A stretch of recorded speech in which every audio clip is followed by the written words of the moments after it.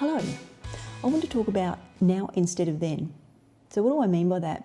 Well, if we define the word then, that's a point in time, and that refers to either the past or the future. And of course, when we're talking about dog behaviour and dog training, if we're looking into the future, then we're results driven and we're going to miss all the insights of the process all the insights that the process has to offer us. Now, if we're looking in the past, we might be comparing our dog to a point in time where they were actually performing a request reliably, and now they're not able to do that, or they're not performing it as readily as we would like them to. There's always a reason for that, but I wanted to illustrate now instead of then using some footage examples over the past couple of months of Morty settling in. It's been a couple of months already.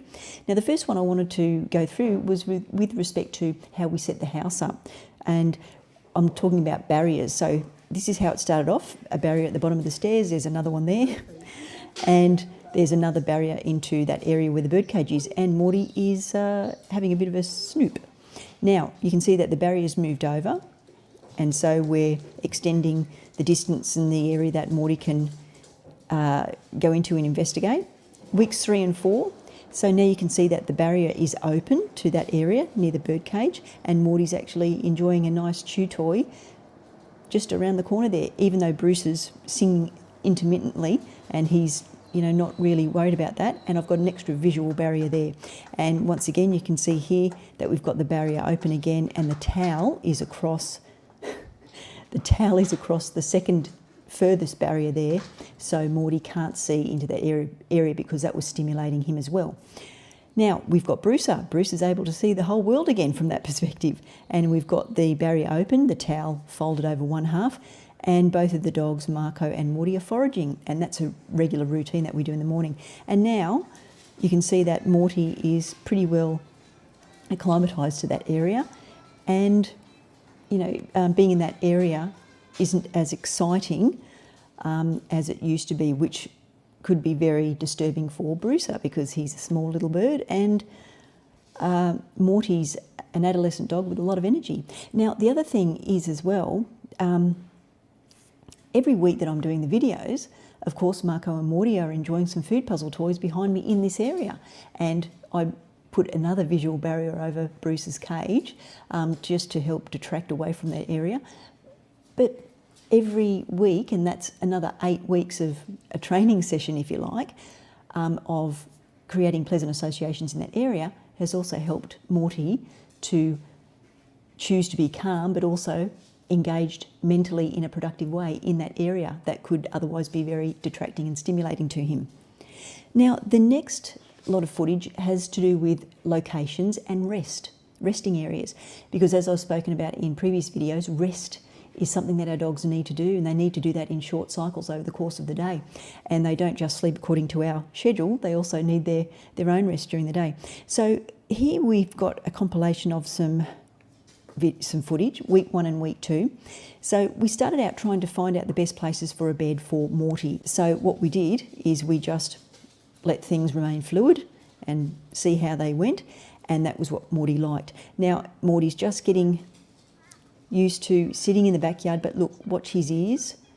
They're just a little bit sensitive to the environment, just listening, but he does look a little bit soft in the eyes and nice and snoozy there, so that's good. His ears look really nice there. He's relaxing, his eyes are half open, and Marco's just enjoying some sunshine too. So that was week 1 and week 2. We're trying to get Morty used to just acclimatising to the wildlife noises. Now, once again, we can see that Morty's sleeping in this bed now. So it's really important that we allow our dogs to have a choice, but also find where the best locations are for our dogs, depending on where they feel comfortable. And you can see we've got 2 beds here, but I'm just going to zoom in, and Morty is in his crate. So that is the setup that we've got now. That's in a nice quiet area, and Morty really prefers to go into his crate when it's in that position. And that took us probably a week or 2 to get a nice balance for Morty. Now, he's resting here, but his ears are really working overtime there. He's still acclimatising to the very noisy wildlife and the sounds in the backyard there. So that was a really nice thing to see. Now, is Morty truly relaxed? No, we can see those ears are moving again, but this is actually a nice progression of him lying down. Now, would he stay like that for a long time? No, he would jump up and run off to see something and have a bit of a bark. Now, once again, he's lying on the seating area there, and his ears are still sensitive to what's going on around him, but, you know, he's quite nice and relaxed, and his legs are outstretched, so that's really nice. Now, week 3 and week 4, and here we've got Morty and Marco. They're outside out the front there, and Morty's found a nice comfortable place. I like the way his ears are positioned. He's nice and soft in his facial muscles, and when he's out there with Marco, Marco tends to induce more quieter behaviour too. Now, this was really interesting. Sometimes it was really hard for Morty just to rest, and so we just had to let him do what he needed to do, and in that case it was take the bed out and have a good little thrash about there, and then just shake off that tension and start again. Now, this is a really nice strategy. I saved some kangaroo ribs for they're the really high value treats that I save for the times where Morty is getting really disrupted by what's going on in the backyard or the front yard, and it's really difficult to stop him from barking and getting quite heightened arousal levels and excitement levels. Now, this is a good thing for Morty. Just took the empty aluminium foil cardboard roll and just put some kibble in, folded the ends down, and I've got a nice chew toy for Morty, and that is also something that is going to keep him occupied for a lot longer, but it's also going to promote chewing, and he really likes chewing. And there's another video that will be coming up that outlines or illustrates that concept for Morty pretty well. Now, that was a green tree frog that was sitting on the fence, and of course Morty likes to go out and have a good sniff around the backyard and the front yard before bed. And of course he needs to do that, but he'll always sniff out some wildlife, and he'll always have a bark. So it's really important that I try to be as vigilant as possible, but sometimes you get caught in the middle of something where you do need a few minutes before you can come out of the small room and then tend to what's happening. So it's really important that I try some strategies to get Morty back in without having to go out there all the time. And there is a strategy that will come up in the next batch of videos. Now, the next batch of footage is from the backyard, and over the course of the 8-week period of Morty acclimatising to the backyard, and how I'm helping him to do that as best as possible. So, hang on, we're at the front door. Now, with the front door actually. So we've got a whippersnipper that's going on in the background, and that's really noisy. And so what I have to do is get some really powerful food puzzle toys that are going to get his nose to the ground and get him really sniffing. But he does like to chew as well, and that's a good behaviour to help our dogs just to calm and really help soothe themselves, especially if they're feeling a little bit conflicted or a little bit of discomfort with the environment, depending on the noises. Now, here we have, this might be the grinder. Yep, a power grinder. And Morty's had a bark there. So this was what was happening over the first few weeks. He would vocalise like that. And of course you can see that he's pretty focused. He's stopped barking, which is great. He's tended back to his food puzzle toys. But I'm still a little bit concerned.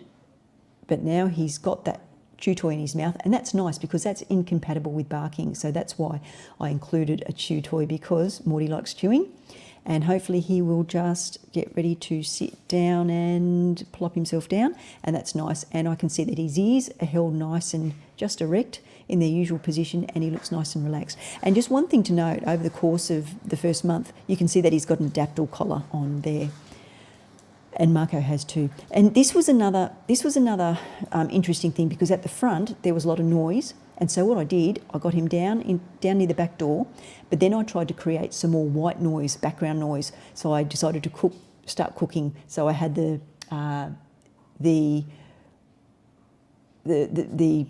fan, the overhead fan on, as well as the microwave on as well. Now here, wildlife is something that sparks his interest and often gets him barking. So this is a way to help bring him inside, and this is a strategy I was talking about, is to just come in and get something ready that's a nice treat, but leave that front door open and then he can just come straight in. And it's really good because it's rewarding his recall. Every time he comes back, he's being rewarded with something really nice. And this was acclimatising Morty to upstairs. Now, he wasn't introduced upstairs until he was nice and comfortable downstairs, and we had a routine downstairs, and he learnt some boundaries and some basic manners. But he was a little bit unsure and uncomfortable the first time we ventured upstairs to have a bit of an investigation, and it was a windy day. And so what I had to do on that occasion was open the door to the balcony and let him venture out if he wanted to, just so he could acknowledge what was happening and why it was so noisy and why it sounded so different upstairs to the sounds downstairs.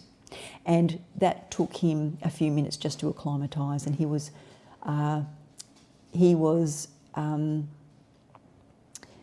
satisfied with just going out onto the balcony, seeing what was happening, having a sniff, and then coming back in, and then he was able to settle after that time.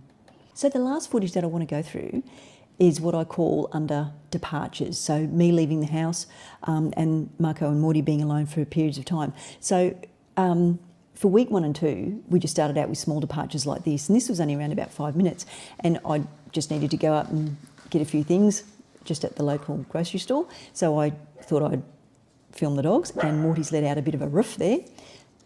His tail is up. I've got the front door open and the garage door open, as you can see the light under there, but they've got a few food puzzle toys to keep them busy, and it's really nice that Morty's going up to the door, Marco's coming back. Marco's body language is nice and relaxed. He's having a sniff under the door. Morty's having a look at Marco. Oh, a bit of a scratch there.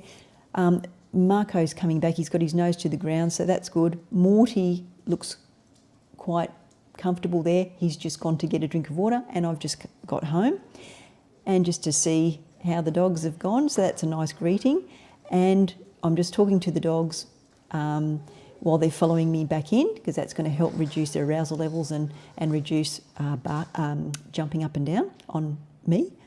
And week 5 and week 6, so I extended the departures to be a little bit longer. This was probably around about a couple of hours or 3 hours. And so all the boys have got their food puzzle toys. I've got Morty at the front of the house and Marco's just to the right of the screen there. Now, Morty's making his way down. Now, both dogs are having a nice sniff, and this is probably about 15 minutes in maybe. And we're still sniffing, and Morty's found his Kong wobbler, and they're walking back around the different parts of the house where I've hidden the food puzzle toys. Now we can see it's getting a little bit darker.